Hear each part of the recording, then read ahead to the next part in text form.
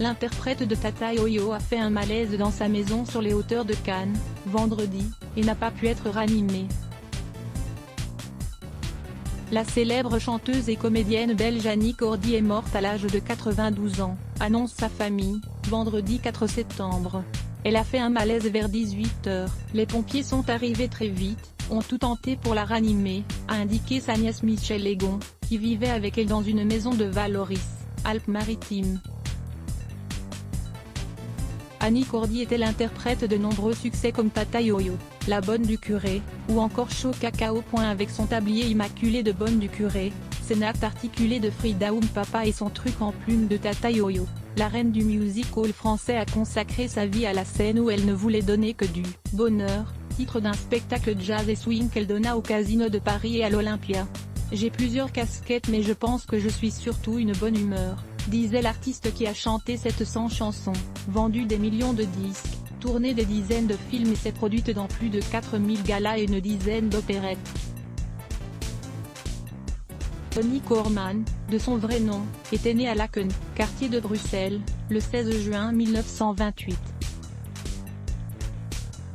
La France est mon pays et la Belgique ma patrie, disait-elle. Blonde piquante, Annie Cordy débute dans des orchestres en chantant des standards américains, avant d'être engagée comme meneuse de revue au Bœuf sur le Toit à Bruxelles, puis à Paris au Lido en 1950, où elle devient Annie Cordy. D'opérette en comédie musicale, La route fleurie avec Georges Guettari et Bourvil, Visa pour l'amour avec Luis Mariano, Hello Dolly, en passant par le rire, la chanson, le théâtre, le cinéma et les téléfilms, l'infatigable fantaisiste fait preuve d'un perfectionnisme quasi maniaque. Elle enchaîne répétitions, tournées, enregistrements de chansons à un rythme impressionnant. J'endosse l'étiquette de chanteuse rigolote, le public m'aime pour ça, grâce à Dieu je n'ai jamais été un sexe symbole, disait Annie Cordy, première femme à recevoir le prix Moutarde à Dijon en 1965, pour le piquant de sa personnalité artistique.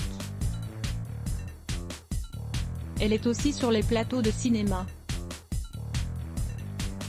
Car elle ne peut être réduite à des titres comme La Bonne du Curé, disque d'or 1975, ou à des chansonnettes comme Hello le soleil brille, Indien vaut mieux que deux tu l'auras, La bouche me biais, Chaud Cacao. La museuse professionnelle est également une excellente actrice, après avoir débuté avec Sacha Guitry, Si Versailles m'était compté, 1953, elle a élargi et ému son public par des rôles dramatiques dans Le Passager de la pluie de René Clément, Le Chat, Pierre Granier des Fers, ou La Rupture, Claude Chabrol. En 2015, elle sonne tout aussi juste dans son rôle de grand-mère fugueuse dans Les Souvenirs de Jean-Paul Rouve. En dépit des années, elle continuait à avoir une vie bien remplie, entre scènes, albums et plateaux de films. Elle avait participé à Âge tendre, la tournée des idoles en 2011-2012 puis en 2013-2014. En 2012 elle avait sorti un disque, Ça me plaît pourvu que ça vous plaise, et elle avait joué au cinéma dans Le Cancre de Paul Vecchiali, 2016, ou Tamara Volume 2 d'Alexandre Castagnetti, 2018. À l'occasion de ses 90 ans en 2018, Bruxelles avait baptisé un parc à son nom. Cela fait un effet incroyable d'être ainsi reconnue par les siens, avait déclaré l'artiste, très émue par cet hommage dans son pays natal. Elle avait aussi été anoblie par le roi qui l'avait faite baronne en 2004. À lire aussi sujet associé Les bloc ADS.